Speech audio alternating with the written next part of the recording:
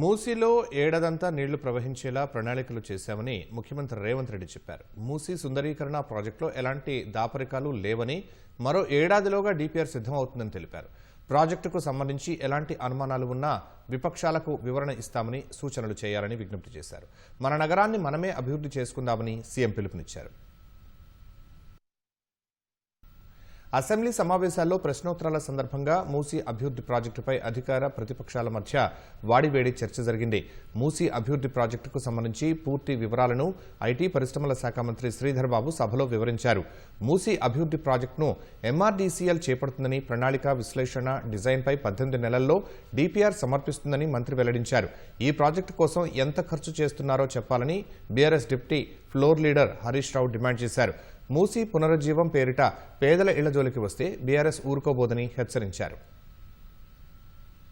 ఈ మూసీ మోడర్నైజేషన్ ప్రాజెక్టుకు ఎంత ఖర్చు అవుతుంది? ఒకసారి ముఖ్యమంత్రి గారు 1,00,000 కోట్లు ఖర్చు పెడుతున్నామన్నారు, ఒకసారి 1,50,000 కోట్లు ఖర్చు పెడతామని డిఫరెంట్ టైమ్స్ లో డిఫరెంట్ స్టేట్మెంట్స్ వచ్చాయి.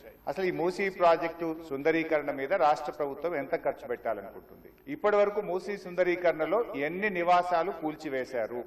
ఇంకా మీరు ఐడెంటిఫై చేసి కూల్చవలసిన ప్రభుత్వ ప్రైవేటు ఇల్లు ఎంత భూమి ప్రభుత్వ ప్రైవేట్ సేకరిస్తున్నారు? సమాధానం చెప్పండి. చివరిగా మేము చెప్పేది, మీరు పేదవాళ్ల ఇంటికి రాకండి. ఖాళీ స్థలాలు ఉన్నాయి, మీరు ఖాళీ స్థలాల్లో దాన్ని డెవలప్ చేయండి. మూసీలోకి గోదావరి నీళ్లు తెండి, మురికి నీరు లేకుండా చూడండి. కానీ మూసీ పేరిట పేదల ఇల్లు కూలిస్తే మాత్రం బీఆర్ఎస్ పార్టీ ఎంత మాత్రం ఒప్పుకోదని మీ ద్వారా ప్రభుత్వాన్ని తెలియజేస్తుంది.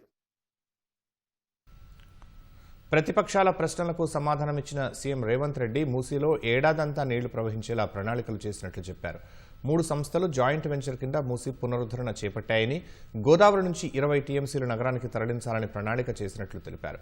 మార్చి 31లోగా టెండర్లు పూర్తి చేసి మొదటి దశ చేపట్టాలని యోచిస్తున్నట్లు వెల్లడించారు. నదీ పరివాహక ప్రాంతాల్లో సుందరీకరణపై లండన్, జపాన్, జర్మనీ, దక్షిణ కొరియా, సింగపూర్లలో అధ్యయనం చేశామని చెప్పారు. ప్రపంచ స్థాయి నగరాల్లో నదీ పరివాహక ప్రాంతాలను కాపాడుకుని వ్యాపార కేంద్రాలుగా మార్చారని గుర్తు చేశారు. గుజరాత్లో సబర్మతి నది అభివృద్ధి కోసం 60,000 కుటుంబాలను తరలించారని, యూపీలో గంగా నదిని ప్రక్షాళన చేసి రివర్ ఫ్రంట్ ఏర్పాటు చేశారని రేవంత్ రెడ్డి అన్నారు. ఆయా రాష్ట్రాల్లో నదుల ప్రక్షాళనను ఎవరూ వ్యతిరేకించడం లేదని సీఎం చెప్పారు. పేదలకు మంచి జరగాలని, ఎన్ని విమర్శలు వచ్చినా వెనక్కి తగ్గటం లేదని వెల్లడించారు. ఎట్టి పరిస్థితుల మూసీ నది ప్రక్షాళన చెయ్యవలసిందే. సంవత్సరానికి 365 రోజులు మూసీ నదిలో నీళ్లు ప్రవహించాల్సిందే అని ప్రణాళికలు సిద్ధం చేయాలని చెప్పి అధికారులను పిలిస్తే, అధికారులు మన స్థాయిలోనే కాదు ప్రపంచ స్థాయిలో అనుభవం ఉన్న కన్సల్టెంట్స్ ఉంటే మనకి ఈజీ అవుద్ది. వాళ్ళు ఇచ్చే నివేదికలు, అంచనాలు, సూచనలు మనకు ఉపయోగపడతాయని చెప్పి గ్లోబల్ టెండర్ పిలిచిన అధ్యక్ష కన్సల్టెంట్ కోసం. ఫస్ట్ ఫేజ్ ఉస్మాన్ సాగర్ నుంచి బాపు ఘాట్, హిమాయత్ సాగర్ నుంచి బాపు ఘాట్, ఈ 2 ఇక్కడికి వచ్చి కలిసి బాపు ఘాట్ దగ్గర గాంధీ సరోవర్ మనం నిర్మించదలుచుకున్నాం అధ్యక్ష.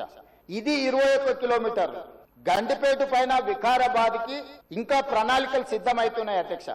వీటికి నీళ్ల కోసము గోదావరి జలాలను 20 టీఎంసీలను తరలించాలి.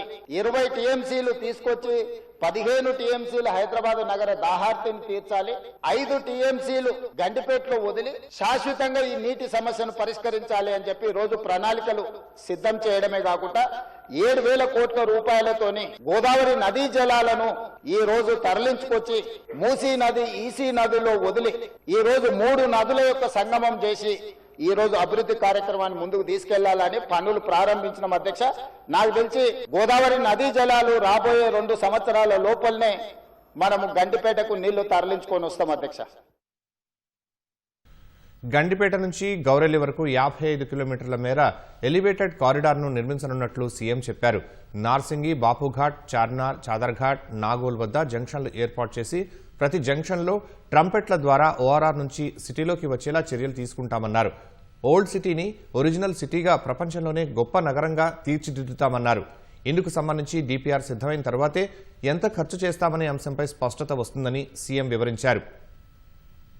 నేను హైదరాబాద్ నగరంలో 5 ఏళ్లలో 1,50,000 కోట్లు ఖర్చు పెడతాం, మూసీ నది ప్రక్షాళన చేస్తామంటే 1,50,000 కోట్లు కాంట్రాక్ట్ ఇచ్చేసిరు, రేవంత్ రెడ్డి 25,000 కోట్లు తినేసిండని మాట్లాడుతున్నారు అధ్యక్ష. ఎంతసేపు వాళ్ళు ఎట్లనో మిగతాలు కూడా అట్లనే అనుకుంటారు అధ్యక్ష. కాంట్రాక్ట్లు ఇచ్చుడు, కమిషన్లు కొట్టుడు, లిఫ్టులు పంపులు పెట్టుడు, ఇండ్లలో కనకవర్షం కురిపించుకున్నాడు, పోయి జన్వాడల్లో లేకపోతే మొయినాబాద్లో ఫామ్ హౌస్లు కట్టుకున్నాడు. ఇంతకు తప్ప మీరు చేసింది ఏంటుంది? ఈ రోజుకు కన్సల్టెంట్స్ డీటెయిల్ ప్రాజెక్టు రిపోర్ట్ ఇచ్చే వరకు అంచనాలు మేము చెప్పలేము.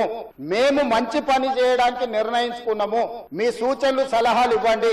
డిపిఆర్ రెడీ అయిన తర్వాత అందరు ఎమ్మెల్యేలను పిలిచి, ఫ్లోర్ లీడర్లను పిలిచి పవర్ పాయింట్ ప్రజెంటేషన్ పెడతాను.